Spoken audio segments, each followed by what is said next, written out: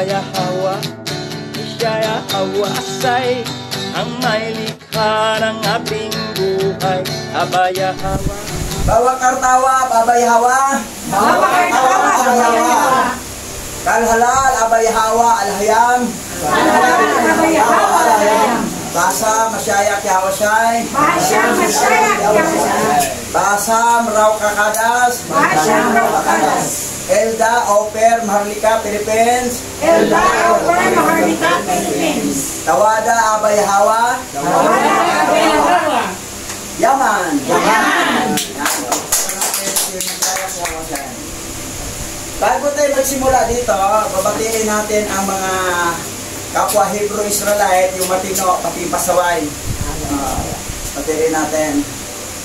So, una sa lahat, batiin natin si Pastor Junard Kabasag sa Digos, Davao del Sur. So, kumusta kayo dyan sa Digos? Si Pastor Mark Jairos, yung inuutos ko, ginawa mo na ba? Ginawa mo na ba yung utos ko na maramalaman natin 360 ang araw sa isang taon? Assignment ko yun sa iyo. I-post mo doon sa, sa GC natin, sa Return to Yahweh. So, batiin din natin ang Cebu City sa Toledo. Kay Pastor Sabadya Ala. Kumusta kayo dyan, Pastor Sabadya Ala, yung mga kasamaan, mga Hebrew Israelite? Wala na bang ibang magbatian kahit tayong mga Hebrew Israelite? Magbatian tayo kahit mga bati. Magbatian. Mga bati o katuruan, usahay. Pero, bilang mga igsoon, kapatiran, ay batian talaga. So, diretso tayo sa Ahoy, Iloilo. Patiin natin si Pastora Melby Masohol. Kumusta kayo dyan? Yung kapatid mo si Melanie, ay okay na, dumami na yung mga viewer niya sa sarili niya. Okay. So, si Cheryl nandito, kaya lang busy, walang day off daw. So, kumusta kayo dyan mga Hebrew Israelite nga nanirahan sa Ahoy, Iloilo.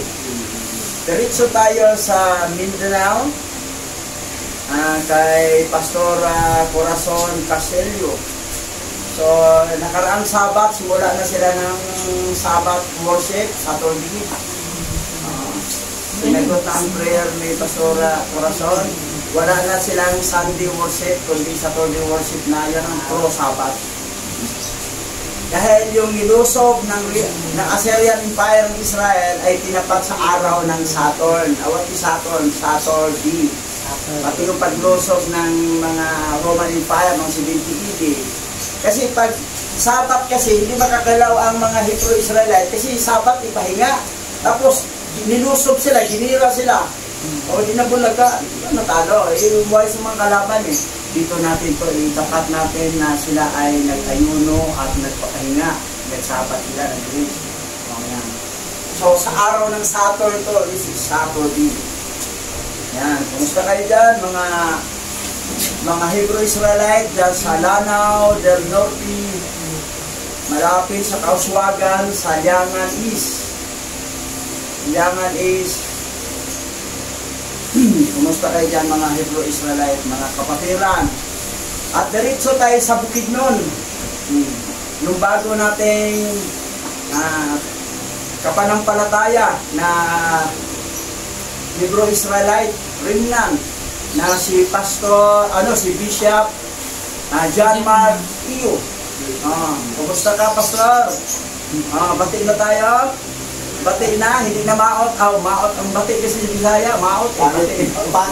Bati pa yung naong, bati. Sa Tagalog kasi bati, parang Okay na. Nagkasundo na. Kaibigan, amigo na. Nag-usap. Bati na tayo. Sa Tagalog yan, hindi yan sa Bisaya yung bati, ha? So, Bishop John Mark Tio. So, kumusta? Hello. Gwapo to, magandang lalaki to eh. Pisoy eh. Kaya lang, tayo ko sa'yo, mag-aral ka pa ng libro. Aral. Tayo kapatid yan. So yan, okay. Binabangga kasi niya, professor ng Hebrew yon sa Bible School. Professor ng Hebrew ng Bible. So pinagsabay ko na yun, nag-aral pa ako sa Bible ko, pinagsabay ko yung Hebrew at saka Greek. Mga estudyante nga, sabi na, sabay mo? Hindi mo kaya yan. Hanga kami sa iyo kung pasado ka sa dalawang subject. Lalong ganado kong nag-aral. Pagtapos ng hapunan ko, aral ko hanggang alas 5 ng umaga. Ginawa ko yan, gabi-gabi. Pagdating ng graduation, mataas pang grado ko sa kanila lahat. Kasi, naisip ko kasi, Hebrew eh. Ito yung salita ng ating, hindi ko pa alam, Babylonian pa ko yung panahon na yun. Pero aywan ko, napakainit sa Hebrew ako. Saka sa Greek. Kasi kasama sa subject yung Greek at saka Hebrew eh. Ang Hebrew lang daw, modern. So, that's why nadali kong natutunan ang ancient Paleo-Hebrew kasi may background ka na sa modern. Pero kung magsimula ka ng pag-aral ng Hebrew, wala ka talagang background, mangangapa ka talaga. Katulad kay Abraham, 6 na tag-init at tagulan. Bago siya natuto sa Hebrew magsulat. Magsulat yun. Pero yung magsalita, automatic instant yun. So yun ang nangyari. So ang salita ni Adam ni Eva, ayon sa Book of Jasher, ay Hebrew. Ancient Paleo-Hebrew. Ang salita nila. Nawala yun, yung pagbaba ng ni Hawa at saka yung 70 angel, nawala. Isa lang ang marunong masilata, si Heber lang, kasi si Heber, the father of Hebrew nation. Kasi siya lang nakalam eh. Tapos itong mga anak na si Pileg at saka si Joktan, mga anak na, mga salita baybayin. Pareho din. Ang pagbasa, abakada, gahamana ng para sa tawa niya. Ang Hebrew, abagada hawa sa kataya kalamana sa ay patasa para sata.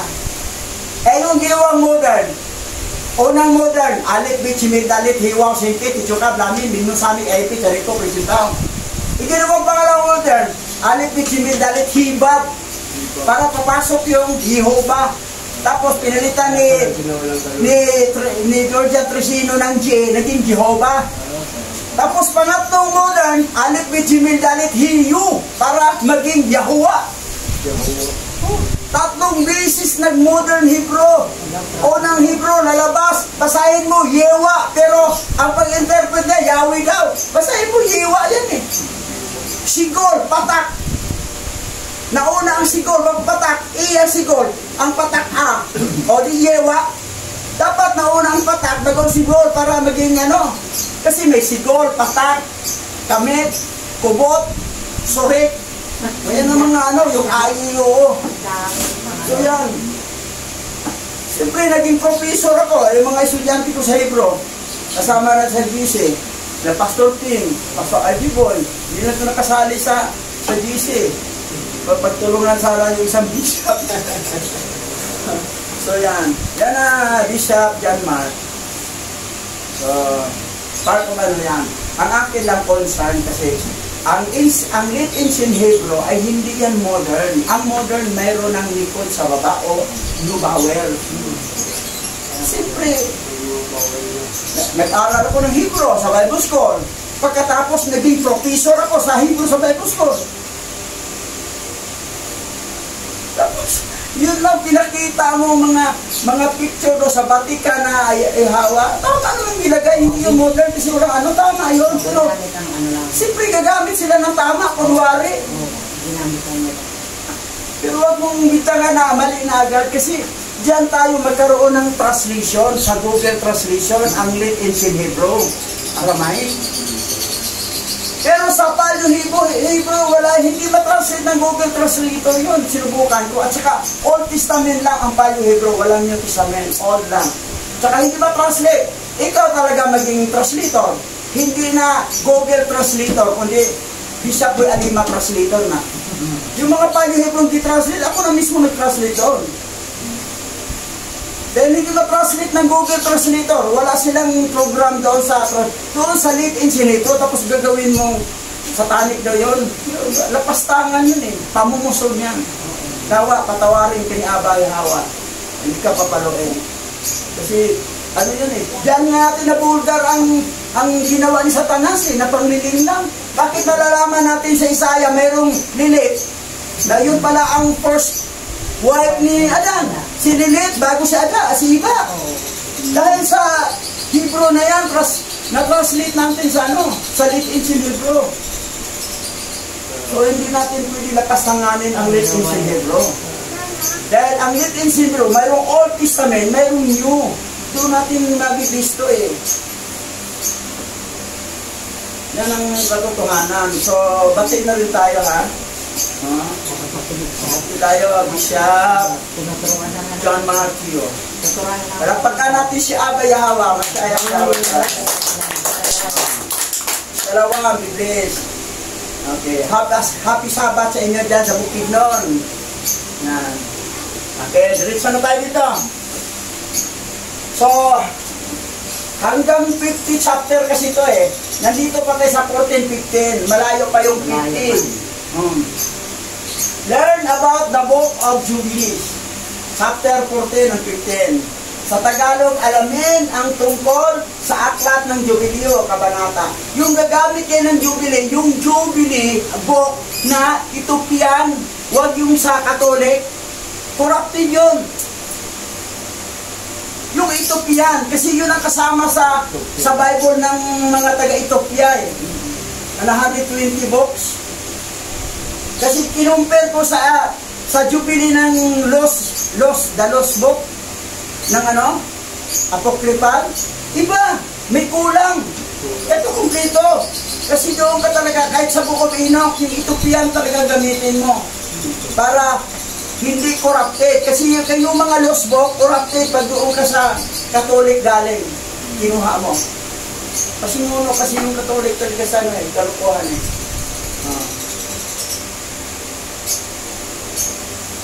Okay, basa. Jubileo chapter 14 verse 1 to 12. Pagkatapos ng mga bagay na ito, sa ika-4 na taon ng linggong ito, sa bagong buwan ng 3 buwan, ang salita ni Yahweh ay dumating kay Abram sa panaginip na nagsasabi, huwag kang matakot, Abram, ako ang iyong tagapagtanggol at ang iyong gantimpala ay magiging lubhang dakila. At sinabi niya, Yahweh, Yahweh, ano ang ibibigay mo sa akin? Yamang ako'y umalis dito na walang anak. At ang anak ni Masek, na anak ng aking kanilang babae, ay si Damasek Eliezer. Siya ang magiging tagapagmana ko. At sa akin, dahil hindi ka nagbigay ng binhi. Di ba ha? If Alahayam is with us, who can be against us? Ano sabi ni Alahayam? Huwag kang matakot. Ako ang tagapagtanggol at ang iyong gantimpala. I-bless tayo. So, kaya magpasa ka na. Kaya i-bless marating mo. Ibig ka pa namin. Ito, tabi mo. Ito, dalawa. Nalikot. Puro ano yan.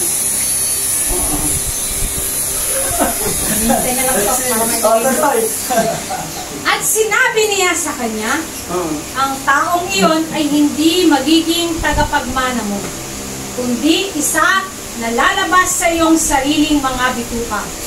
Siya ang magiging tagapagmana mo. At kaniyang inilabas siya. At sinabi sa kaniya, tumingala ka sa langit at bilangin mo ang mga bituin kung iyong mabibilang. At tumingala siya sa langit at nakita ang mga bituin. At sinabi niya sa kanya, magiging gayon ang iyong binhi. At siya'y naniwala kay Yahweh, at iyon ay ibinilang sa kanya bilang isang taong matuwid. So, kaya si Abraham ay naging matuwid na tao kasi naniwala sa sinabi ni Yahweh. Kahit hindi ba nakita? Kasi ang panampalataya nanggaling yan sa mga bagay na hindi mo nakikita. Kung nakikita mo, hindi na yung panampalataya eh. So yan, naniwala siya na binhi talaga niya galing sa bituka talaga niyang anak na yung tagapagmana, hindi yung anak ng kanyang katulong.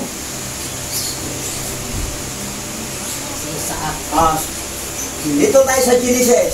Genesis chapter 15 verse 1 to 6. Pagkaraan ng lahat ng ito, si Abraham ay nagkaroon ng isang pangitayin. Sinabi sa kanya ni Yahweh, Abraham, huwag kang matakot. Ako ang iyong kalasag na mag-iingat sa iyo. Bibigyan kita ng napakalaking gantimpala. Ngunit sinabi ni Abraham, Yahweh, Yahweh, ano pong kabuluhan ng gantimpala mo sa akin kung wala naman akong anak? Wala akong tagapagmana, kundi si Eliezer na taga Damasco. Hindi mo ako pinagkalooban ng anak, kaya ang alipin kong ito ang magmamana ng aking ari-arian. So kung mapansin mo, yung Genesis at saka Jubilee, halos pareho, di ba? Pareho ang Jubilee at saka Genesis pinanggit. Ituloy pa natin. Sige. Subalit sinabi ni Yahweh, hindi isang alipin ang iyong magiging tagapagmana. Ang sarili mong anak ang magiging tagapagmana. Dinala siya ni Yahweh sa labas at sinabi sa kanya, tumingin ka sa langit at masdan mo ang mga bituin. Mabibilang mo ba yan? Ganyan karami ang magiging lahi mo. Si Abraham ay sumampalataya kay Yahweh at dahil dito, siya ay itinuring ni Yahweh bilang isang taong matuwid. Nanampalataya si Abraham. Abraham pa pangalan niya dito. Hindi pa Abraham. Chapter 5 ng Abraham, 50 ng Abraham na dito. Abraham pa. Ginawa siyang matuwid. So, importante yung panampalataya. Panampalataya. Lalo na ngayon, maraming nag-ising na ang tunay na pangalan sa dito, Yahweh. Nagkatawang tao siya, Yahweh siya. Yan importante. Manampalataya. Para ituring na matuwid. Talik tayo sa Jubilee. Sige. Jubilee chapter 14 verse 7 to 12. At sinabi niya sa kaniya, ako si Yahweh na naglabas sa iyo sa Ur ng mga Kaldeo upang ibigay sa iyo ang lupain ng mga Kananeo upang ariin magpakailanman. At ako ay magiging alahayang sa iyo at sa iyong binhi pagkatapos mo. At sinabi niya, Yahweh, Yahweh, paano ko malalaman ang aking tagapagmana? Paano daw malaman tagapagmana? Okay, tuloy. At sinabi niya sa kaniya, kumuha ka ng isang dumalagang baka na 3 taong gulang, at isang kambing na 3 taong gulang, at isang tupa na 3 taong gulang, at isang bato-bato at isang kalapate. At kaniyang kinuha ang lahat ng ito sa kalagitnaan ng buwan. At siya'y tumahan sa puno ng ensena ng Mamre na malapit sa Hebron. So, natusan siyang maghandog. May mga edad sa mga tupa, yung baka, at saka yung bato-bato. Yan. Pambing, tuloy. At siya'y nagtayo roon ng isang dambana. At inihain silang lahat. At kaniyang ibinuhos ang kanilang dugo sa ibabaw ng dambana. At pinaghati-hati sila sa gitna. At inilagay sa tapat ng isa't isa. Ngunit hindi niya hinati ang mga ibon. At bumaba ang mga buwetre. At itinaboy sila ni Abraham, sapagkat ang mga buwetre ay hindi pinahintulutang lumapit sa kanila. Kasi bakit lumabang buwetre? Kasi kakainin yung handog eh. Ano mo ito ng buwetre? Ano to? Ibon. Ibon na, hindi yung parang ibon na mga ngain ng patay na. Oo, yun. Kumakain na tayo. Dapat pala kakainin yun. Malaki ibon. Malaki yun, iiwag yun. Iabog niya. Tuloy. Compare natin sa Genesis, ha? Genesis chapter 15 verse 7 to 11. Sinabi pa ni Yahweh kay Abram, ako ang kumuha sa iyo sa bayan ng Ur ng Kaldea upang ibigay sa iyo ang lupain ito. Itinanong naman ni Abram, Yahweh, paano ko malalamang ito'y magiging akin? Sinabi sa kanya, dalhan mo ako ng isang baka, isang babaeng kambing, at isang tupa. Bawat isa'y 3 taon ang gulang. Magdala ka rin ng isang kalapate at isang bato-bato. Dinala nga ni Abram ang lahat ng iyon at biniyak ang bawat isa maliban sa mga ibon. Inihanay niyang magkakapatong ang pinaghating hayop. Bumaba ang mga buwetre upang kainin ang mga ito. Ngunit itinaboy sila ni Abram. Yeah. So kaparyo, sa Jubilee at saka sa Genesis, walang contradiction. Balik tayo sa Jubilee. Jubileo chapter 14 verse 13 to 24. At nangyari, nang lumubog ang araw ay isang lubos na kagalakan ang bumagsak kay Abram. At narito, isang sindak ng malaking kadiliman ang bumagsak sa kanya. At sinabi ni Yahweh kay Abram, kailangan malaman mo na ang iyong binhi ay magiging dayuhan sa isang lupain na hindi sa kanila. At kanilang dadalhin sila sa pagkaalipin at pahihirapan sila ng 400 taon. At ang bansa kung kanino sila maaalipin ay hahatulan ko. At pagkatapos nito ay lalabas sila roon na may maraming kayamanan. Jubileo to, ha? I-compare natin sa Genesis mamaya. Anong bansa sila nadala? Egypt. Yung paglabas nila, nakadala na sila ng mga kayamanan.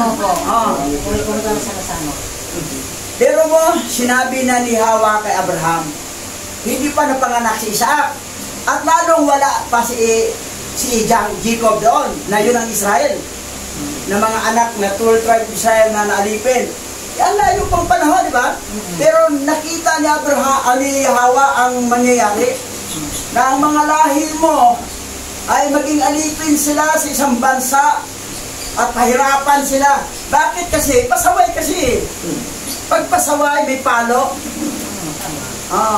Ganyan nangyari, papaluin ni Hawa ang bansa ng tapos, yung pinaalis na nandoon pa rin habag ni Abay Hawa sa kanyang mga piniling bansa na pasaway, nandoon pa rin habag ni Abay Hawa. Tuloy tayo. Sa Exodus, compare. Sige. Exodus chapter 12 verse 40 to 41. Huling araw ng naninirahan ang mga Israelita sa Ehipto ng 430 taon. Huling araw ng ika-430 taon nang umalis sa Ehipto ang lahat ng lipi ng bayan ni Yahweh. Ilang years sila nakatira doon? 430 years. 430. Tagal yun, ha? 430 years. Tingin, balik. Tingnan natin na. Ilang taon to dito? 400 taon. 400 taon. 400. 400. Hindi lang nabanggit ang sobra. Ang 30. Pero 400 pa rin. Doon 430. 400 yan. Tuloy. At ikaw ay paroroon sa iyong mga magulang na payapa. At ikaw ay ililibing sa mabuting katandaan. Ngunit sa ika-4 na salinlahi ay babalik sila rito, sapagkat ang kasamaan ng mga Amoreo ay hindi pa ganap. At siya'y nagising sa kaniyang pagkakatulog. At siya'y bumangon. At ang araw ay lumubog. At nagkaroon ng apoy. At narito, isang horno ang umuusok. At isang hingas ng apoy ang dumaan sa pagitan ng mga pirasong handog. Anong sinabi ni Abay Hawa kay Abram? Hindi pa Abraham pangalan niya sa next chapter ng Jaman, no? Maging Abraham na. Babalik sila sa Egypto. Kasi pasaway eh. Bakit sila babalik? Kasi sila yung sanhe na kung bakit si Yahweh ay kanilang pinabitin sa punong kahoy at pinatay. Sa pagbitin ng punong kahoy, pagpako sa punong kahoy, hindi sa cross. Kabila, o saan si Herodes, si ano nga, Pilato, hugas mo kamay, wala na pong pasagutin dyan. Sabi naman mga Hudyo, oh, sige kami ang ano to. Yun, napalo sila at nabalik sila sa Egypt. Ano bang Egypt? Literal bang Egypt talaga? Ito. Taray mo na. Deuteronomy chapter 28 verse 68. Ibabalik kayo ni Yahweh sa Ehipto, sakay ng mga barko. Kahit na ipangako niyang hindi na kayo pababalikin doon, ipagbibili ninyo ang mga sarili ninyo upang maging alipin ng inyong mga kaaway. Ngunit walang bibili sa inyo. Bibinta sila. Bibinta sila sa stock market eh. Sa pagbalik nila sa Egypt ay sakay ng barko. Eh yung panahon na yun, wala pang barko eh. Eto may barko na. Ito mga litis na anong year. Malaman natin anong year eh. Okay. Anong Egypt? Ayan. New Egypt. Ano tong New Egypt? The New Egypt is an unincorporated community and census-designated place located within Osted Township in the Ocean Country and the United States of the New Jersey, America. As of the 2010 United States Census of CDP's population. Ito yung 2012 population nila. Township. Ito ang code, zip code nila. O, yan. Mayroong translator dito. Basa dito na sa Galot. Bagong Egypt. Paglalarawan. Ang New Egypt ay isang unincorporated na komunidad at lugar na itinalaga ng census na matatagpuan sa loob ng Plumstead Township sa Ocean Country sa estado ng US ng New Jersey. Bilang ng 2010 United States Census, ang populasyon ng CDP ay 2,512. Wikipedia. Township, bumagsak. Zip code 08532. Kita mo ha? Balik sila sa Egypt. Ano ang Egypt? USA. USA, United States of America. Particular rin sa New Jersey. New Jersey. Oh, yan, New Jersey. Oh. US, United States, New Jersey. United States, census. Ito yan. Basa. Kailan nagsimula ang panganibig? Hindi bababa sa 1619 AD ay kumakatawan sa isang palatandaan sa mahabang kasaysayan ng pangalipin sa mga kolonya ng Europa at ang mga panimulang yugto ng kung ano ang magiging institusyon ng pangalipin sa Amerika.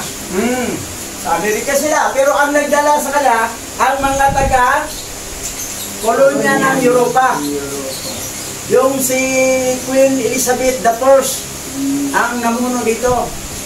At sila ay bininta, dinala, alipin dito sa Amerika.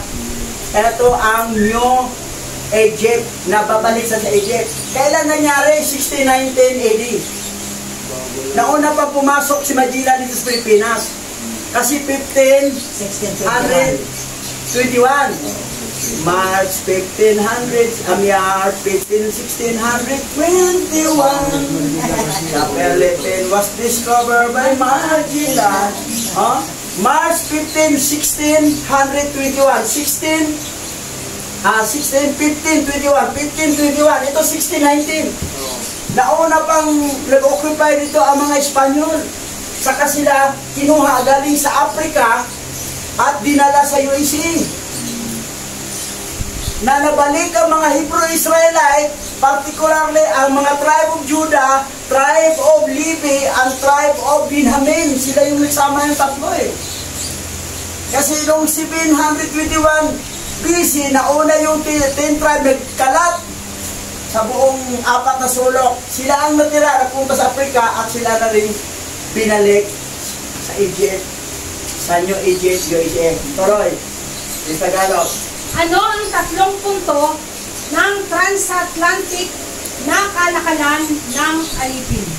Sa unang bahagi ng kanilang 3 bahaging paglalakbay, na kadalasang tinatawag na triangular trade, ang mga barkong Europeo ay nagdala ng mga manufactured goods, armas, kahit alak sa Afrika bilang kapalit ng mga alipin.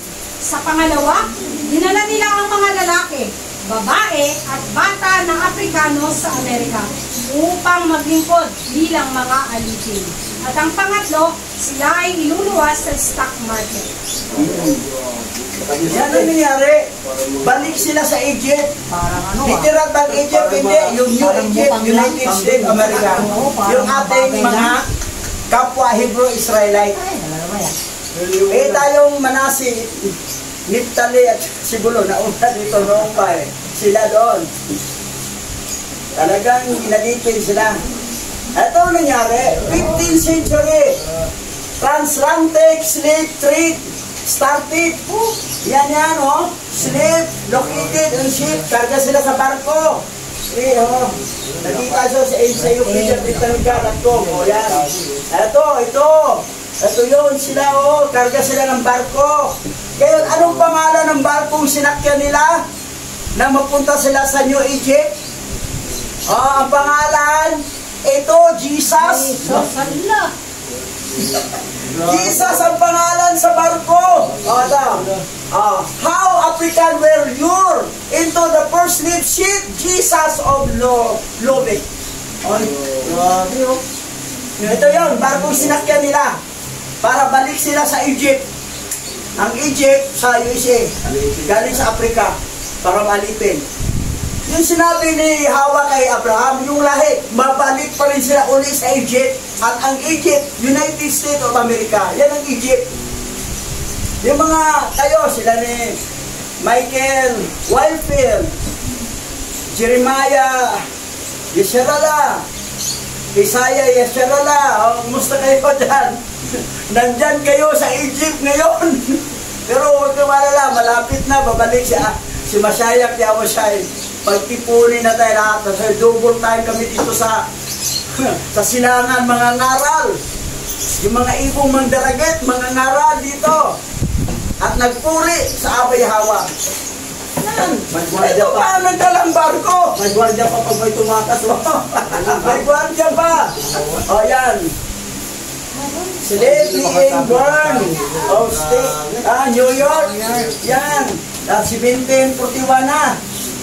Pabiro mo, ang slave susunugin. Sa stick. Yan o. Tinatawid. Ano nangyari? Alam mo ba, ang inyong mga itim na ninuno ay ang unang mga panininda sa merkado. Ayun sila, sa stock exchange. Grabe yun. Yan. Nakatali pa ng kadina ng binagupitan na para pumugi. May bantay, may bumili. So yan ang nangyari. Balik. Yung tulad dati naging alipin sa Egypt. Ngayon nabalik. Nag-alipin sa Egypt. Dito na yung na yung Egypt na yan. Hindi mo natakot yan. Tingnan mo, mga bata, di ba? Yan. Yan ang mga nangyari sa ating kapwa Hebrew-Israel, kapatiran natin sa tribe of Benjamin, tribe of Levi, at saka tribe of Judah. Pinaginahan naman Yan. Israel of Jacob. The true Jewish, sila yun, mga true, nasa US ito, sila na ngayon, yung mga transatlantic. Yan. Yan ang mga true Hebrew ngayon na nasa nasa Babylonia, sa Egypt sila ngayon ng USA. Yun. Oh, hello sa inyo. Oh, hello, kayo na tayo. Ang fake na si Israel nakatira, ang fake. Ayan. Ito malahi ni Esau, mga Edomites. Ito yan. Nakasama sila sa one world religion. Jewish, Christianity, at Islam. Mga fake. Oh, basa. At ng araw na iyon ay nakipagtipan ang Yahweh kay Abram na sinasabi, sa iyong binhi ay ibibigay ko ang lupain ito, mula sa ilog ng Ehipto hanggang sa malaking ilog, at ang ilog ng Euphrates, at ang mga Sineo, at ang mga Kinisita, at ang mga Kadmonita, at ang mga Perizeo, at ang mga Repaim, at ang mga Pakorita, at ang mga Hebeo, at ang mga Amoreo, at ang mga Kananeo, at ang mga Gergasita, at ang mga Jebuseo. At lumipas ang araw, at inihandog ni Abram ang kapiraso ng mga ibon, at ang kaniyang handog na mga prutas, at ang kaniyang mga inuming handog, at nilamon sila ng abon. Ibig sabihin, tinanggap ni Abay Hawa ang handog ni Abram. Tanggap niya. Na ito yung mga tribo-tribo na yan ay masakop yan sa bansang Israel. Tuloy. At sa araw na iyon ay nakipagtipan si Yahweh kay Abram, ayon sa pakikipagtipan kay Noe sa parehong buwan na ito. At binago ni Abram ang kapistahan at ang ordinansa para sa kanyang sarili magpakailanman. At nagalak si Abram at ipinaalam niya ang lahat ng mga bagay na ito kay Sarai na kaniyang asawa. At siya ay naniniwala na siya ay magkakaroon ng bini, ngunit hindi pa siya nagkaroon ng anak. At pinayuhan ni Sarah ang kaniyang asawa na si Abram at sinabi sa kanya, pumunta ka kay Agar na aking alilang Ehipsyo. Marahil ay bubuo ako sa iyo ng bini sa pamamagitan niya. Naniwala sila, pero nainip eh. Nainip. Naniwala sila, di ba matuwid sila kasi niwala. Pero nainip. Sabi ni Sarah, punta ka muna kay Agar. Ang mag-anak kayo. Kasi si Abram naman, gusto rin makatikim na ito. Diba? Talak-talak siya. Sige, okay. Gusto kasi ni Sarah na pumunta siya kay Agar. Pero hindi na buhay niya o yahawa eh. Sige. Kaiba to si Sarah, no? At pinakinggan ni Abram ang tinig ni Sarai na kaniyang asawa. At sinabi sa kaniya, gawin mo. At kinuha ni Sarah si Agar na kaniyang alilang Ehipsyo. At ibinigay siya kay Abram na kaniyang asawa upang maging kaniyang asawa. At siya ay sumiping sa kanya. At siya ay naglihi at nanganak sa kanya ng isang lalaki. At tinawag niya ang kanyang pangalan na Ismael. Unang 5 taon ng linggong ito, at ito ang 86 na taon sa buhay ni Abram. Ilang taon siya, Abraham? 86 86 years old. Oh, bago magkala. Bata pa sa tatay. Ha? Bata pa sa tatay. Mata pa. Mag-80 pa lang yan eh. Wala pa si Abram. Pero sino ang nagkasal sa kanila? Ni Hagar sa kanya, si Sarai. Sarai, di ba? Ganun ang ginawa rin niya kay Jacob, at saka kay Bilha, at saka kay Alam, may paitulog. Kasal na, binasbasan niya. Siping na, Abraham, dalawa na asawa ko. Pag pinalakad, pwede. Nung araw, ang asawa na ko, joke, pero ito ngayon, sabihin ng lalaki, ayaw naman sa babae. Gusto niya, siya lang daw. Kasi, baliktad. bawal kasi Lisa. Kasi si Hagar kasi masyadong mayabang. Nagyabangan na si Sarai. Tama, lalaman natin ito mamaya. Ito, Genesis na. Jubileo kanina, ito sa Genesis. Comparison natin, sige. Genesis chapter 16, verse 1 to 16. Hindi magkaanak si Sarai na asawa ni Abram. Ngunit mayroon siyang aliping babae na taga-Ehipto na ang pangalan ay Hagar. Sinabi niya, Abram, dahil pinagkaitan ako ni Hawa ng anak, ang alipin ko ang sipingan mo. Baka sakaling magkaanak siya para sa akin. Pumayag si Abram sa sinabi ni Sarai. At pinaubaya nga ni Sarai sa kanyang asawa si Hagar upang maging asawang lingkod. 10 taon na si Abram na naninirahan sa Kanaan nang ito'y nangyari. So, walang tanggi siya, ha? Si Abraham, samantala, malinaw yung sinabi ni Hawa sa kanya na galing talaga sa inyo ni Sarah ang anak. Hindi kasi namin. Pero bakit? Una ang may pagkababaero siya, bro. Gusto rin mabikin rin ang kata. Samantala sinabihan natin. Oo. Sinabi ni Sarah. Ganun talaga yung lalaki. Oo, talaga. At tapos sipingan ni Abram si Hagar, nagdalang tao nga ito.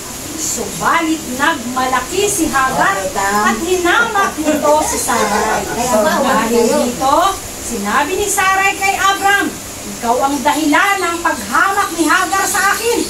Alam mong ako ang nagkaloob sa iyo ng alipin kong ito. Bakit di ako hinahamak? Ngayong siya'y nagdadalang tao. Si Yahweh na ang humatol kung sino sa atin ang tama. At sumagot si Abram, alipin mo naman siya, kaya gawin mo sa kanya ang gusto mo. Pinagmalupitan nga ni Sarai si Hagar, kaya ito'y tumakas. Pero sinisipan ni Sarah si Abraham na siya naman ang nag-suggest, siya naman ang nagbasbas. Tapos, ikaw ang dahilan kung bakit sinipitan ako. Kasi salbahe Mabuti hindi sinabi ni Abraham, ikaw nagkakaroon. Hindi nasagot, no? Oo, hindi naman, hindi na pinatulan. So, hindi sabihin na, alipin mo naman siya. Ilupitan mo. Nanay ko Oo, siya. yung ilupitan niya, tumakas. Nagalit si Sarah. Tumakas. Pinagyabangan na sa nay Oo, kasi sabi, pinagkaanak, ako tumuntis na. Ako na ang asawa niya. Ay, hindi na siya masisi, pinatakas. Kaya nagalit si Sarah. Ganun yun eh. Oh, yan ang kwento, di ba? Oh, tuloy tayo. Sinalubong siya ng anghel ni Yahweh sa tabi ng isang bukal sa ilang na malapit sa daang patungo sa sur. Hagar, alipin ni Sarai, saan ka nang galing at saan ka pupunta? Tanong ng anghel. Tumakas po ako sa aking amo, ang sagot ni Hagar. Sinabi ng anghel, magbalik ka at muling magpasakop sa kanya. Mga anak mo ay aking pararamihin at sa karamihan di kayang bilangin. Di na magtatagal, ikay magsisilang. Ismael ang sa kanya iyong ipangalan, sapagkat dininig ni Hawa ang iyong karamihan. Pero buntis pa yung si Hagar na lumayas, di ba? Mabuti ba ito? Sinalubong ng anghel. Bumalik ka. Magpasakop ka sa kanya. Pero ang anghel na... Pasakop. Kasi nagmamayabang na kasi siya eh. Nakapor, buntis na ito. Hindi ka naman. At saka paramihin din lahi. Mayroong mga Arab nation. Tuloy tayo. Ngunit ang anak mo'y magiging mailap. Hayop na asno ang makakatulad.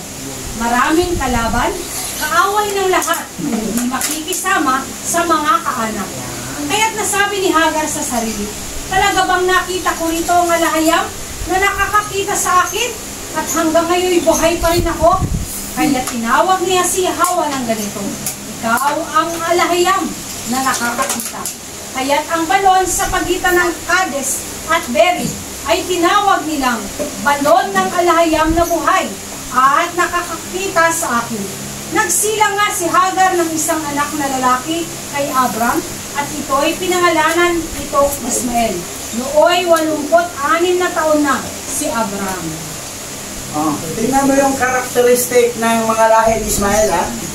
Ngunit ang anak mo ay magiging mailap, hayop na asno, ang katulad, maraming kalaban. O di Arab nation, di ba? Kalaban. Kaaway ng lahat. Di, mag-isama sa mga kaanak, di ba? Muslim country versus Israel. Naglabanan. Kasi ibang, kita mo, Pero sinabi ni alam ni Abay, wala pa yan ha, layo pa yan ha, nangyari. Pero alam niya ganun nangyari.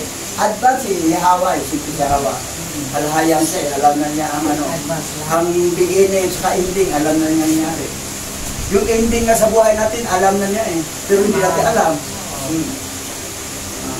Tuloy, balik tayo Jubilee. Jubileo chapter 15 verse 1 to 17. At sa ikalimang taon ng ika-4 na linggo ng Jubileong ito, sa ikatlong buwan, sa kalagitnaan ng buwan, ipinagdiwang ni Abram ang kapistahan ng mga unang bunga ng pag-aani ng butil. At siya'y naghandog ng mga bagong handog sa ibabaw ng dambana. Ang mga unang bunga ng ani kay Yahweh, isang baka at isang kambing at isang tupa sa ibabaw ng dambana bilang handog na susunugin sa Yahweh.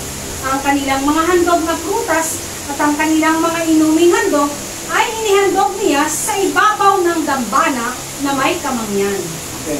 Noong araw, handog talaga. Ngayon tayo, mga Israelite, hindi na. Kasi nahandog na si Yahweh siya eh. Yun lang ang part of Torah na tupad. Pero ibang Torah, tuloy-tuloy pa rin sa mga Hebrew Israelite. Except sa Hintil. Ang Hintil, iba sila. Tuloy. At nagpakita ang Yahweh kay Abram at sinabi sa kanya, ako si Alhayam na makapangyarihan sa lahat. Paniwalaan mo ang iyong sarili sa harap ko at maging perpekto ka. At gagawin ko ang aking tipan sa akin at sa iyo. At pararamihin kitang lubha. At si Abram ay nagpatira pa. At si Alhayam ay nakipag-usap sa kanya at nagsabi, narito, ang aking kahatulan ay nasa iyo. At ikaw ay magiging ama ng maraming bansa. Wow. Ama ng maraming bansa. Kasi yung Arab nation, yung Hebrew Israelite, yung Assyria, yung anak pa nila ni Keturah. Dito nag-change ng pangalan niya. Tuloy. At hindi natatawaging Abram ang iyong pangalan. Kundi ang iyong pangalan mula ngayon hanggang sa magpakailanman ay magiging Abraham. Sapagkat ikaw ay aking ginawang ama ng maraming bansa. At gagawin kitang napakadakila. At gagawin kitang mga bansa. At magmumula sa iyo ang mga hari. At aking itatatag ang aking tipan sa akin at sa iyo. At sa iyong binhi pagkamatay mo. At sa kanilang mga salindahi na isang walang hanggang tipan. Upang ako ay maging isang alhayam sa iyo at sa iyong binhi pagkatapos mo. So, nag-change na ang pangalang Abram to Abraham. Meaning ng Abraham, father of many nations. Ama ng maraming bansa, Lord Abraham. Yun. Tuloy. Ang lupain kung saan ka naging dayuhan, ang lupain ng Kanaan, upang iyong ariin magpakailanman. At ako ay magiging kanilang alhayam. At sinabi ni Yahweh kay Abraham, at tungkol sa iyo, tuparin mo ang aking tipan. Ikaw at ang iyong binhi pagkamatay mo, ay tutuliin ninyo ang bawat lalaki sa inyo at tuliin ninyo ang inyong mga balat ng masama at ito ay magiging tanda ng isang walang hanggang tipan sa pagitan ko at sa iyo. Walang hanggang tipan. Ano ang walang hanggang tipan between Abraham at Yahweh? Kailangan walang supot, walang pisot, kailangan tuli. Sa lahi lang ni Abraham ha, yung mga pero sa apart sa kay Abraham, hindi sila malipan lang kung doon sila tumira na sa Israel. Yan. Ito, sige. Tuloy. At sa ikawalong araw ay tuliin ninyo ang bata, ang bawat lalaki sa buong panahon ng inyong mga salinlahi. Ang ipinanganak sa bahay o ang binili ninyo ng salapi sa sinumang dayuhan na inyong nakuha na hindi sa inyong binhi. Ang ipinanganak sa inyong bahay ay tunay na tutuliin. At yung mga binili ninyo ng salapi ay tutuliin. At ang aking tipan ay magiging sa inyong laman bilang isang walang hanggang tipan. At ang lalaking hindi tuli na hindi magpatuli sa laman ng kaniyang balat ng masama sa ikawalong araw ang taong iyon ay ihihiwalay sa kaniyang bayan, sapagkat kaniyang sinira ang aking tipan. Ang hindi magpatuloy, tiwalag. At kaya para tumiwalag ang kasama natin. Tiwalag sa lahi ni Abraham. Dahil hindi pa siya tuloy ka ng apuso. Ang hindi magpatuloy. Lalaki ang tinutukoy nila. Ang tole. Hindi babae, lalaki. Ang kanya pala Kailangan masama. magpatuloy. Tiwalag. Kahit Hebrew Israelite ka, ayaw mong patuloy. Tiwalag. Iwalag. Di kasali. Kasi sinira niya ang aking tipan, sabi ni Hawa. O, tuloy. At sinabi ni Yahweh kay Abraham, tungkol kay Sarai na iyong asawa, ang kaniyang pangalan ay hindi natatawaging Sarai, kundi Sara, ang kaniyang magiging pangalan. At pagpapalain ko siya, at bibigyan kita ng isang anak sa pamamagitan niya, at pagpapalain ko siya, at siya ay magiging isang bansa, at magmumula sa kaniya ang mga hari ng mga bansa. At si Abraham ay nagpatira pa, at nagalak, at nagsabi sa kaniyang puso, makapagpaanak pa ba ako? 100 taon na, at si Sara na 90 taong gulang ay manganganak pa. Pero naniwala, pero may agam-agam yung puso. 100 Ay, years nagtawa si old Sara na eh. ako. Kapaanak pa ba ako? Si Sara, 90 years old. Bakit ba binigay, no? Mabuntis pa ba yan? Makanganak pa ba yan? Eh, sinabi na nga, walang mahirap. Walang mahirap sa layan. Walang mahirap sa layan.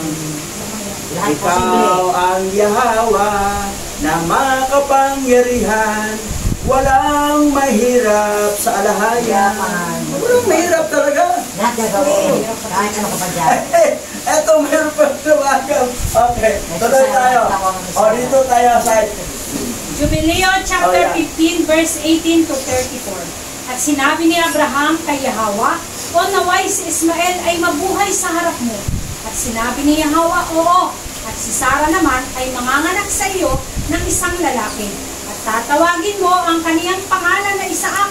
At aking itatatag ang aking tipan sa kaniya. Isang walang hanggang tipan.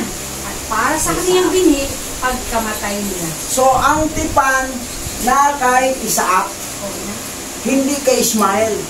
Pero giklaim ng mga Islam, sa amin. Hindi. Huwag kayong magpabida-bida, malinaw. Kasi ang Quran nila, si Ismael eh. Siyempre, ibibida nila ang kanilang grand luluto. Ito, jubileo to ha. Wala to sa 66 book, pero kasama to sa mga Hebrew Israelite Bible. Kukontrahin mo, Isaac na ang pinangakuan.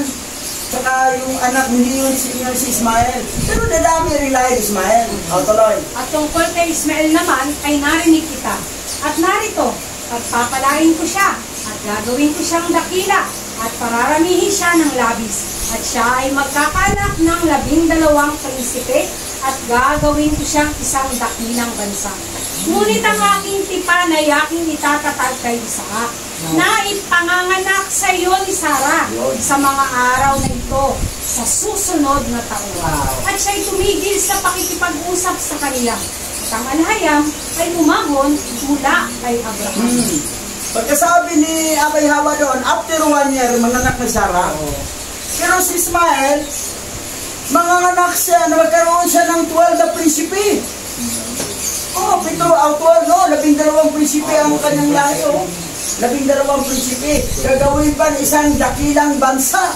Ilan ang mga Arab country, Saudi Arabia, yung mga Muslim country, mga lahing Ismael yan. Mga mayamang bansa. Pero ang bansang Israel ngayon, yung nakatira dyan, hindi naman totoo yung Piki, Idumay dyan. Nagkalat pa ngayon sa 4 na sulok na mundo ang mga nasa Amerika. Naging alipin pa ngayon, hindi pa nakaalis sa Egypt. Wow. Yun. Tuloy.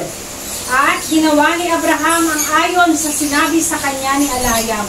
At kaniyang kinuha si Ismael na kaniyang anak, at ang lahat ng ipinanganak sa kaniyang bahay, at ang kaniyang binili ng kaniyang salapi, ang bawat lalaki sa kaniyang bahay, at tinuli ang laman ng kanilang balat ng masama.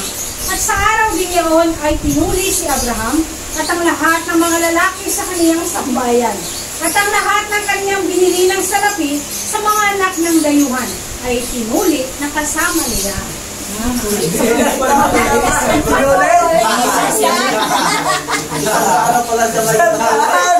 Tinuli si Abraham. Mga pisok pala. Tinuli sila dahil yun ang tipan eh. Tawag pala doon sa kuwan, balat ng masama. Naalala ko yung isang bata eh. Sabi niya, Nay, Tulit. magpatuloy ako, Nay. 50 ang bayad. Tulit. Sabay na kayo niloloko. Sabi niya, sige na, andito ang isa daan. Nay, sobra. 50 lang. Isama mo sa tatay mo. Support para tatay. Sabi naman niya, sino yung sabi sa'yo nga? Si pastor eh. Baka support yung pastor. Nagpatuloy na daw siya, Nay, kahapon.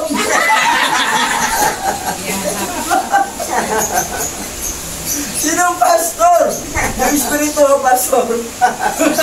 Na may body na. Joke lang. Aray! Tigulang na Abraham na patuloy. Sabay sila ni Ismael at saka sa loob niya sabay na. Tinuli sila lahat. Dito ba? Tuloy ba? Baka may pisok.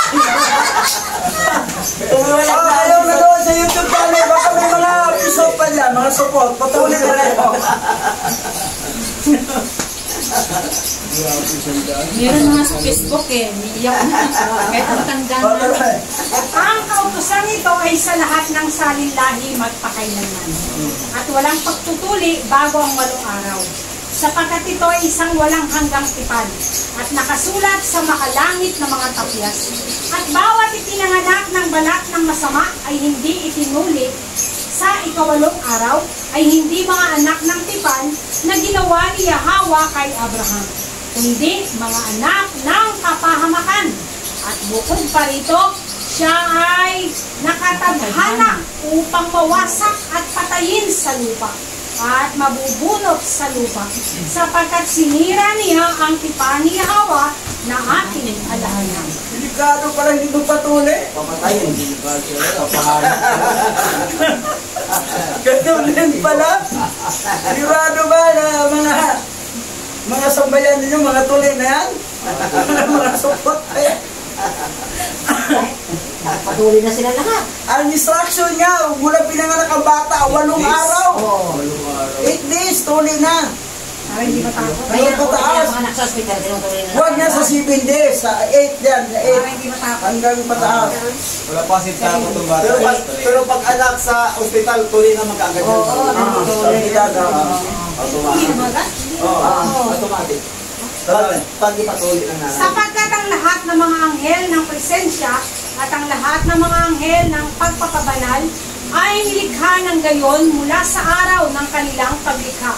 At sa harap ng mga anghel ng presensya at ng mga anghel ng pagpapabanal ay kanyang pinabanal ang Israel upang sila ay makasama niya at kasama ng kanyang mga banal na anghel.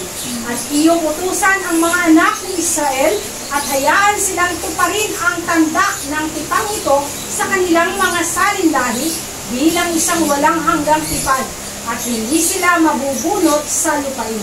Sapagkat ang utos ay itinalaga bilang isang tipan upang kanilang isagawa magpakailanman sa gitna ng lahat ng mga anak ni Israel. Okay, walang hanggang tipan ha. Pero may napuna ba kayo dito sa verse 27? Ulitin ko basa ha. Basahin ko ha. Sapagkat ang lahat ng mga anghel ng presensya at ang lahat ng mga anghel ng pagpabanal ay nilikha ng gayon mula sa araw ng kanilang paglikha. Nilikha ng gayon. Ano bang topic discussion? Tuli. O ano mga anghel? Pinuli din sila. Kasi ang daming pinusapan pagtutuli. Ngayon, sapagkat ang lahat ng mga anghel ng presensya at ang lahat ng mga anghel ng pagbabanal ay nilikha ng gayon mula sa araw ng kanilang paglikha, naginitan gayon. Ibig sabihin, tuli din sila. That's why natuli ako. Kita mo doon sa babae. Bumaba sila. Pinalunahan ni Sinyasa. Nag-asawa. Nakikita si Naama. Nag-anak sila ng Ama at saka yung Gregory ng mga Nipilin. Hindi si Noah ang nag-virgin. Yung mga anghel din, ng mga tuli. Yun pala, mga tuli pala ito mga anghel. Anghel, bantay ko, mga tuli pala kayo ha. Di ba yung makita? Mga tuli. Mga anghel, may nagbantay sa ating mga anghel. Hindi natin makita. Mga tuli kayo, di ba? Kayo na doon sa YouTube channel, mga tuli, di ba kayo? Uli ka, magpatuli na kayo. Para kay Ismael at sa kanyang mga anak at sa kanyang mga kapatid at kay Isaw, ang alahayam ay hindi pinalapit sa kanya at pinili niya sila, hindi dahil sila ay mga anak ni Abraham, sapagkat kilala niya sila. Ngunit pinili niya ang Israel upang maging kanyang bayan. At kanyang pinabanan ito at pinipon mula sa lahat ng mga anak ng tao, sapagkat mayroong maraming mga bansa at maraming mga tao at lahat ay sa kanya. At sa ibabaw ng lahat ay naglagay siya ng mga espiritu sa autoridad upang iligaw sila sa kanya. So may nakasahay na spirit sa bawat tao. Yun ang spirit na yan. Yun yung mga Indian na nagbantay. Yung good spirit yun.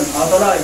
Ngunit sa Israel ay hindi siya nagtalaga ng anumang anghel o espiritu, sapagkat siya lamang ang kanilang pinuno at kaniyang iingatan sila at hihingin sila sa kamay ng kaniyang mga anghel at ng kaniyang mga espiritu at sa kamay ng lahat ng kaniyang kapangyarihan sa pagkakasunod-sunod upang mapangalagaan niya sila at pagpalain sila at upang sila ay maging kanya at siya ay maging kanila mula ngayon magpakailanman. Pero mo, special ang bansang Israel ha. Lahat na ibang bansa, may mga anghel o mga espiritu nagbabantay. Pero sa Israel, si Yahweh mismo nagbantay. Yahweh mismo nagbantay. Special eh. Yahweh. Pero kung makita ang pasaway, special din palo. Punta, balik, Egypt. Yan, Egypt sa USA. Yan ang nangyari. Kasi siya na mismo nagbantay eh. Special ang mga Hebrew Israel, special talaga i-compare sa ibang Hebrew at saka Hebrew mga Hintil. May mga nakatalagang mga anghel at saka espiritu. Pero sa kanya, siya talaga mismo. Kasi siyempre, ang mga anghel nagtatrabaho, may bantayan. Si Abba Yahweh, walang ginagawa. Pero nakita na, meron ko, binabantayan mo Israel. Ako mismo nagbantay sa kanila. Yan. May trabaho. Hindi ba kasabi mga anghel na Abba Yahweh, wala namang ginawa. Tayo lang pinautos sa trabaho doon. Reklamo. Pero nakita na si Abba Yahweh, trabaho din. Nagbabantay sa mga, siya mismo ang nagbantay sa mga Israelita. Sa atin. Lalo na, kalat na tayo sa apat na sulok ng mundo. Tuloy. At ngayon, ipinahayag ko sa iyo ng mga anak ni Israel ay hindi mananatiling tapat sa tipang ito. At hindi nila tutulihin ang kanilang mga anak ayon sa buong kautosang ito. Sapagkat sa laman ng kanilang pagtutuli ay aalisin nila ang pagtutuli ng kanilang mga anak. At silang lahat ay mga anak ni Biliam. At hindi tuli ang kanilang mga anak nang sila ay ipinanganak. Mga Israelita yan ha. Mga matigas ang ulo. Ayaw namang patuli. Yung mga magulang, pinabayaan ng anak na hindi na tuli. Yan. Ano sabi? Ayun, mga anak ay bibilyan. Hindi mani ha. Wala sa atin si Carlos. Wala sa Pero bilyar talaga ginagamit no? Mula yung sa 12 tribe at saka sa bilyar ang ginamit na yung Satan. Bilyar. Tuloy. At magkakaroon ng malaking puot mula sa alahayam laban sa mga anak ni Israel, sapagkat kanilang tinalikuran ang kanyang tipan at tumalikod sa kanyang salita, at minungkahi at lumapastangan na hindi nila tinutupad ang tipan ng batas na ito, sapagkat itinuring nila ang kanilang mga sangkap na gaya ng mga hintil, upang sila ay maalis sa lupain, at magkakaroon ng kapatawaran sa kanila at sa kapatawaran ng lahat ng makasalanan nitong walang hanggang kamalian. Pero may patawad naman eh. May patawad naman. Kasi itong mga matigas ng ulo, parang gaya na nila ng mga hintil. Ng mga hintil, hindi naman talaga magpatuloy itong mga hintil. Kasi hindi naman to lahi ni Abraham eh. Kaya ang lahi talaga ni Abraham, yung Hebrew Israelite, yung lahi ni Ismael, yung lahi ni Keturah, Abraham, yan. Pero hindi Hebrew Israelite yan, mga Muslim country, mga Arab, ano. Pero kay Abraham, tuloy talaga. Pero pag hindi, palo. Palo talaga, papaluin. Kasi sabi ko nga, napakahalaga talaga ang pagsunod para walang palo. Kasi siya mismo, siya. Anyway, sa Israel naman si Hawa nagbantay, hindi naman sa ibang lahi ni Abraham, na ibang, sa Israel naman siya binabantayan. Kitang-kita ni Hawa nung ginagawa natin. Hindi yung i-reputa sa amin dito, ito, pasaway ito, anong gagawin natin? Hindi, siya mismo nagbabantay eh. Kilala kita, ako nagbabantay sa inyo, mga pasaway. Ayan. Tuloy. Genesis tayo. Genesis chapter 17, verse 1 to 27. Nang siyam na taon na si Abram, nagpakita sa kanya si Yahweh at sinabi, "Ako ang makapangyarihang alahayam. Sumunod ka sa akin at ingatan mo walang dungis ang iyong sarili habang ikaw ay nabubuhay. Ako'y makikipagtipan sa iyo at lubhang pararamihin ko ang iyong lahi." Pagkarinig nito ay nagpatira pa si Abram. Sinabi pa sa kanya ng alahayam, "Ito ang aking tipan sa iyo. Ikaw ay magiging ama ng maraming bansa." Pero tandaan mo ha, may command si Yahweh kay may sinabi siya kay Abraham ha. Sabi niya, ingatan mong walang dungis ang iyong sarili habang ikaw ay nabubuhay. Walang dungis. Ingatan mo, walang dungis. Na ibig sabihin, yung tipan, sunod ka talaga doon, hindi mo pwedeng kukontrahin. Iwas sa kasalanan. Hindi pwedeng makiapit. Kailangan kasal. Basbas muna bago. O yung nag-asawa siya, namatay si Sarah, nag-asawa siya ulit. Si Keturah. So, yung sabi niya, ingatan mo walang dungis ang iyong sarili habang ikaw ay nabubuhay. Ganon ba tayo? Nag-ingat ba tayo sa ating sarili na walang dungis? Ingat. Wala mong problema, hindi naman wala kaligtasan. Okay, magkita sa akin.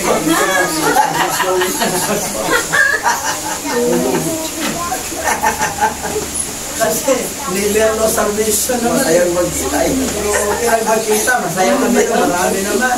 Kahit madumis-dumisan ko konti. Pero ang komando, iwasan na walang dungis.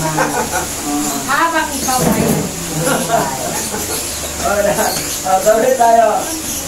Hindi na Abraham ang itatawag sa iyo, kundi Abraham, sapagkat ngayoy ginagawa kitang ama ng maraming bansa. Pararamihin ko nga ang iyong lahi, at magtatatag sila ng mga bansa, at may magiging hari sa kanila. Tutuparin ko ang aking pangako sa iyo at sa iyong lahi habang panahon, at ako'y magiging alahayang ninyo. Ibibigay ko sa iyo at sa iyo magiging lahi ang lupaing ito ng Kanaan na iyong tinitirhan ngayon bilang isang dayuhan. Ito ang magiging pag-aari nila sa habang panahon, at ako ang kanilang magiging alahayang. Saan itong bansa na ito? Doon, Israel yun. Na iba pang nag-occupy. Kasi ang mga Hebrew Israel, nagkalat pa tayo sa 4 na sulok. Ang iba, nandoon sa Egypt, sa New Jersey, sa New York. Pinalit pa. Oo. Nandoon. Pero ang mga Edomite, napapasok din sila kunwari. Bandi, pupunta galing sa Ethiopia, yung Armacano, Ethiopia, ang aeroplano sa kanya, Ethiopia. Mga itim eh. Tribe of land. Pagbaba nila sa aeroplano, talagang mapataw na sila pa. Gano'n o. Yun mo. Nakita niyo? Ito si sana eh. Kita niyo, no ha? Tribe of land. Itim din. Galing sa Africa. So ito, Genesis to ha. Kung kanina kasi Jubilee yun. Dito sinasabi na magkaroon na tayo ng comparison. Sige, tuloy. Sinabi pa ng alahayang kay Abraham, ikaw at ang lahat ng susunod mong salinlahi ay dapat maging tapat sa ating kasunduan. Ganito ang inyong gagawin. Lahat ng lalaki sa inyo ay tutuloyin. At yan ang magiging palatandaan ng ating tipan. Lahat ng lalaki na isisilang sa inyong lahi ay tutuliin pagsapit ng 8 araw. Kasama rito ang mga aliping isinilang sa inyong sambahayan, gayon din ang mga aliping binili sa dayuhan. Kahit mga dayuhan nyo na alipin, tuloy din. Tuloy. Ang palatandaan ito sa inyong katawan ang magiging katibayan ng ating walang katapusang kasunduan. Ang sinumang lalaking hindi tuli ay ititiwalag sa iyong lahi sapagkat hindi siya tumupad sa ating kasunduan. Sinabi pa rin ng alahayang kay Abraham, hindi na Sarai ang itatawag mo sa iyong asawa, kundi Sarah, sapagkat siya ay pagpapalain ko. Magkakaanak ka sa kanya at siya ay magiging ina ng maraming bansa. May magiging hari mula sa kanyang mga salinlahi. Pareho sa Jubilee, di ba? Walang contradiction. Tuloy. Muling nagpatira pa si Abraham, ngunit napatawa siya ng kanyang maisip na siya'y matanda na. Nasabi niya sa sarili, magkakaanak pa ba ang isang lalaki na 100 taong gulang na? At si Sarah, maglilihi pa ba siya gayong siya'y 90 taon na? At sinabi niya sa alahayam, bakit hindi na lang po si Ismael ang magmana ng mga ipinangako ninyo sa akin? Kaya't sumagot ang alahayam, hindi. Ang asawa mong si Sarah ay magkakaanak ng isang lalaki at tatawagin mo siyang Isaac. Makikipagtipan ako sa kanya at sa kanyang lahi magpakailanman. So ang tipan talaga, hindi kay Ismael, na kay Isaac. Mula kay Abraham, Isaac. Sa pangalawang asawa. Makikita mo, tuloy. Tungkol naman kay Ismael, ipagkakaloob ko ang kahilingan mo. Pagpapalain ko siya at pararamihin ko rin ang kanyang lahi. Magkakaanak siya ng 12 prinsipe at magiging bansang makapangyarihan ang kanyang salinlahi. Ngunit ang aking tipan sa iyo ay matutupad kay Isaac na isisilang ni Sarah sa 1 taon sa ganito ring panahon. Pagkasabi nito, nilisa ng alahayam si Abraham. So walang contradiction, walang pagkakaiba sa Book of Jubilee at sa Book of Genesis. Tuloy. Nang araw ring iyon, ayon sa utos ng alahayam, tinuli ni Abraham si Ismael at lahat ng lalaki sa kanyang sambahayan, maging ang aliping ipinanganak doon o binili. Si Abraham ay 79 na taon na nang tuliin. Si Ismael naman ay 13. Tinuli sila sa parehong araw. At noong araw na iyon, tinuli ang kanyang mga alipin. 99 ang edad ni Abraham pinuli. Isa-isa tandaan. Sa Biblia, tandaan. Tandaan ba doon? Dito, kulang. Tapos, ang edad dito ni Ismael, 13. Doon. Ay, wala. Wala sinabi. Mga taga-Galatia chapter 5 verse 1 to 6. Malaya na tayo dahil pinalaya tayo ni Masaya. Kaya magpakatatag kayo at huwag nang paalipin pang muli. Ako si Pablo, ang nagsasabi sa inyo, kapag nagpatuloy kayo, binabaliwala ninyo si Masaya. Inuulit ko, ang lahat ng taong nagpatuloy ay kailangang sumunod sa buong kautusan. Kayong nagsisikap na maging matuwid, sa pamagitan ng pagtupad sa kautusan, inihiwalay ninyo ang inyong sarili kay Masyayak at tinanggihan ninyo ang kagandahang loob ng alahayam. Dito nag-react sa si Operio, yung mamatay. Si Franklin Magpiran. Ayun na kay Pablo. Kasi lang kay Pablo mo hindi naman hindi papatuloy. Samantala mahigpit doon, igala sa hintil yan. Hindi yun Hebrew Israelite. At saka apostol siya sa hintil. Hindi na naisip eh. Ang Galasya po, ang bukong Galasya ay mga lugar na mga hintil yan. Ang mga hintil, hindi na kailang mapatuli. Eh ayaw mapatuli, hintil ka. Kung Hebrew ka mapatuli, talagang matuluyan ang hintil. Itiwalag ka sa sambayan ng Israel. Kahit Hebrew ka, ayaw mo mapatuli. Pero dahil elite ka, langit ka pa rin. Ayaw ko kung saan kayo lagay. May waiting signal siguro doon. Mas magkita. Langit pa rin. Ngayon, ito malaya na tayo dahil pinalaya tayo ni Masyayak. Kaya magpakatatag kayo at huwag nang paalipin pangmuli. Akong si Pablo ang nagsabi sa inyo, kapag magpatuloy kayo, binabaliwala ninyo si Masyayak. Sabi ni Pablo sa hintil to, inuulit ko, ang lahat ng taong magpatuloy, kailangan sumunod sa buong kautusan. Yung mga Hebrew Israel, sumunod talaga. May itura tayong sinunod. Except lang yung natupad na lihawa siya yung kanyang handog sa sarili. Pero susunod pa rin tayo sa Torah kasi Sabat, kumain ng baboy, lahat-lahat. Sumunod talaga. Tama yung sinabi ng Pablo. Kasi yung mga dayuhan, sabi ni doon kay Yahweh kay Abraham, pag tinuli, kasama na sambayanan daw. Kahit yung mga alipin na pinili nila ng pera. Sumunod talaga sa utusan. Pero yung mga hintil na nampalataya naman kay Masyayak Yahweh, hindi na kailangan magpatuloy. Sige naman, by grace. Yun na hindi lang naintindihan to ni Franklin Magpiran to eh. Ay hindi, sa lulat ang turo ni Pablo, sinipa niya ang kautusan, ang tipan ni Abraham. Intindihin mo yung kay Abraham na lahi. Kay Abraham lang. Ngayon ang mga hintil. May mga hintil naman hindi asakop kay Abraham. Bakit? Yung anak ni Lot na dalawa, mga Ammonite at Moabite, Japan at saka China. Sakop ba sila sa covenant ni Abraham? Hindi. Hindi naman si Lot anak ni Abraham. Anak lang si Lot sa kapatid ni Abraham. So pwede sila maging support. Pero pag manampalataya sa kay Masyayak kay Yahweh, sheep sila. Yan ang hindi naintindihan ng iba eh. Kayo mga hintil, okay, huwag na kayo magpatuloy. Para hindi kayo masaktan.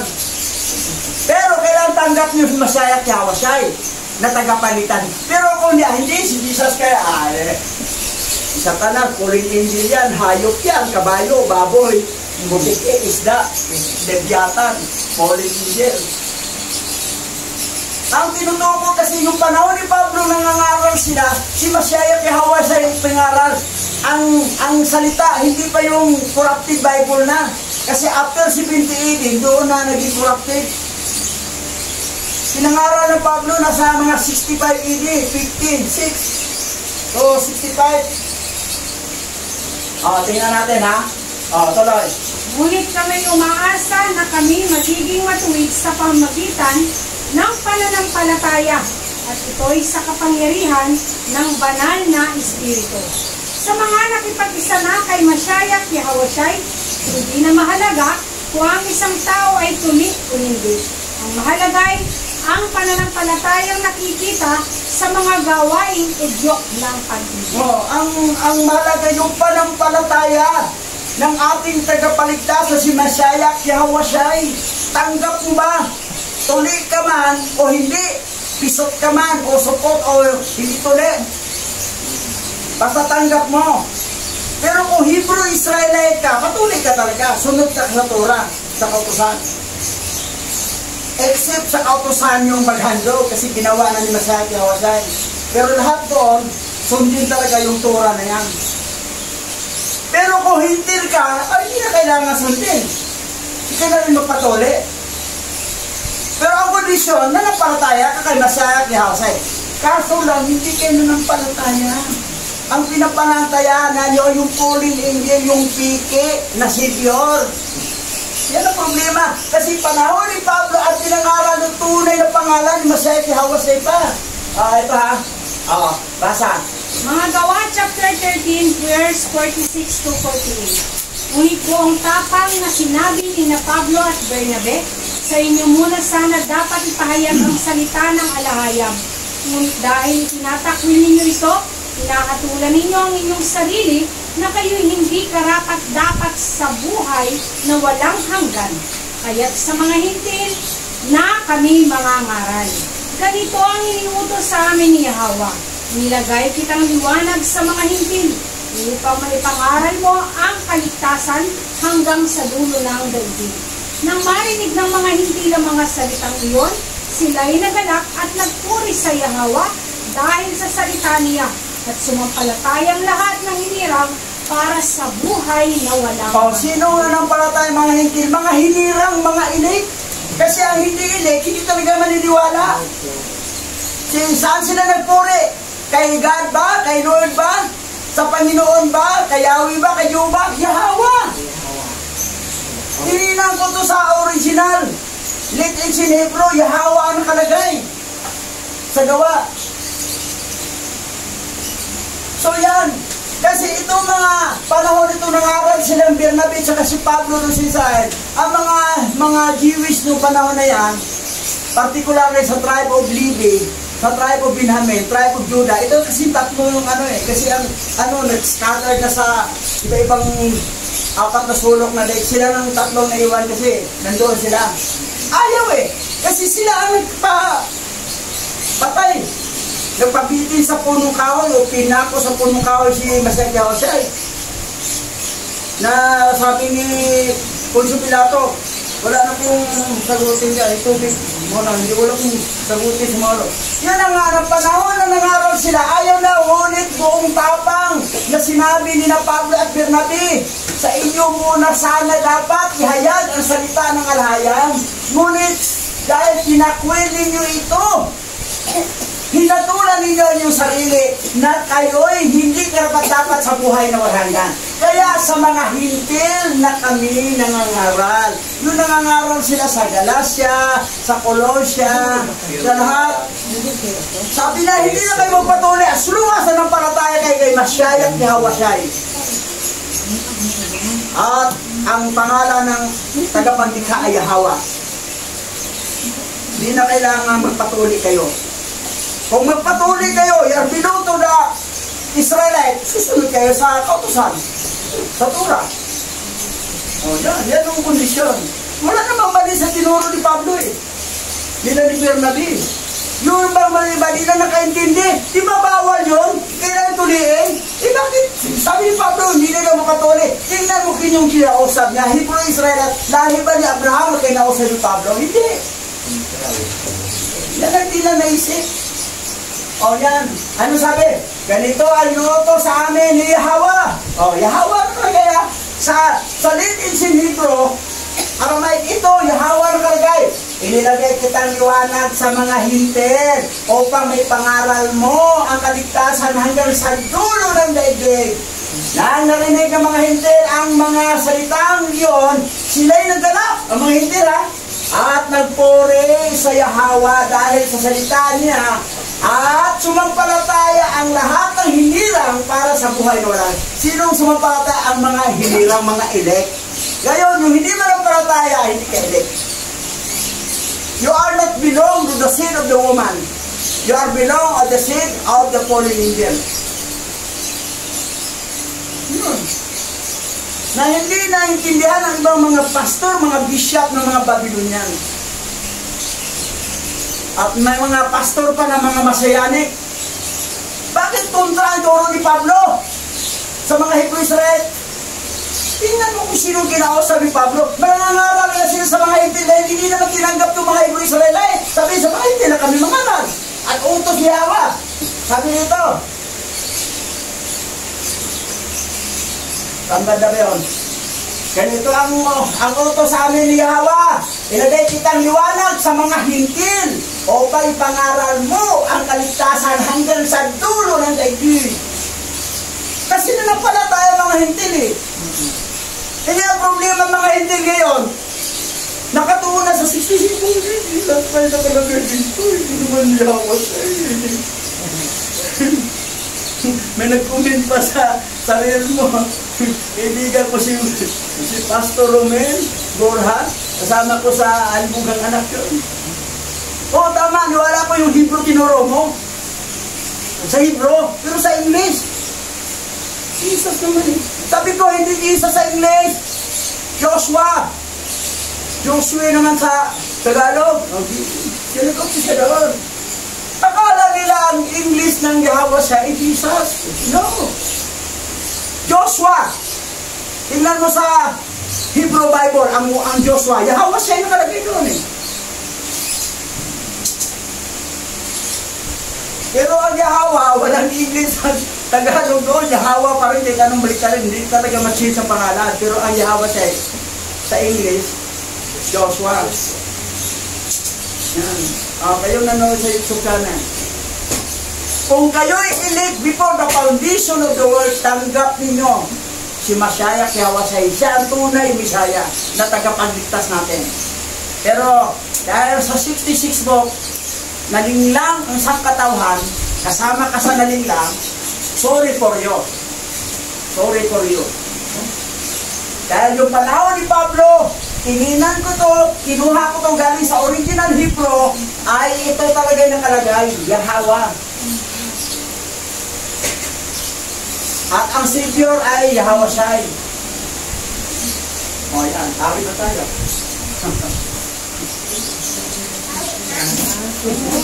Halalawaya, halalawaya.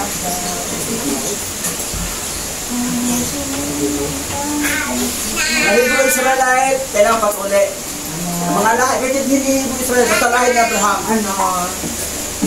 Pero ang mga Hintil, okay lang. Okay po pag-uli. Kaya lang, masaya kaya ang music nyo. Awit tayo, pangako mo'y aking pinawakan.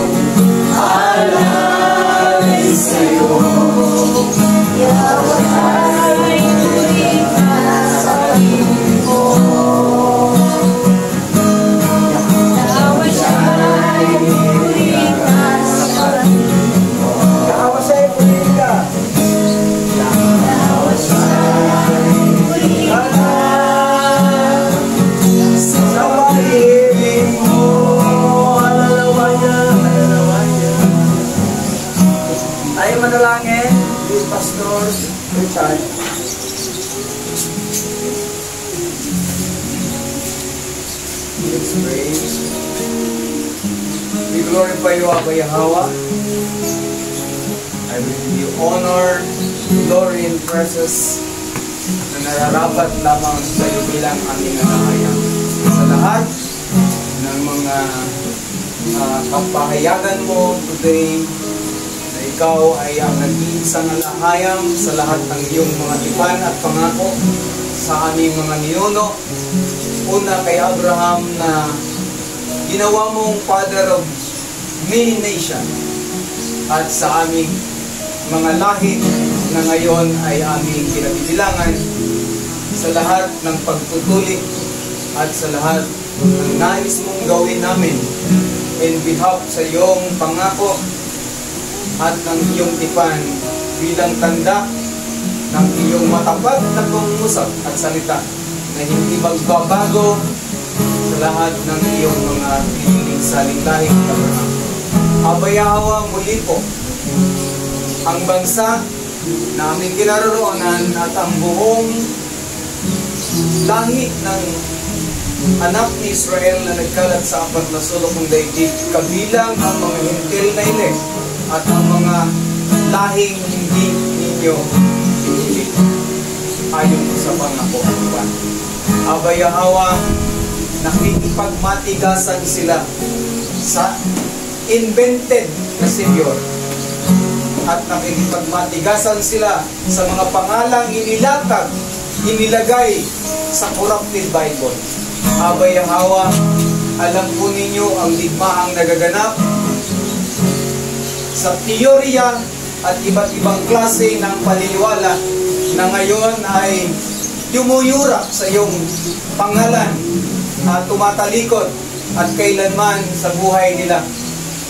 Ang kanilang pinag-iitingang paniwalaan ay ang mga pangalan ng mga fallen angel. Abba Yahweh, aming pong dalangin ang panahong ito ay inyo pong patuloy na kahabagan ang mga Gentile na pinili po ninyo at ang ibang mga remnant ni Israel na nasa Babylonian religion pa hanggang ngayon.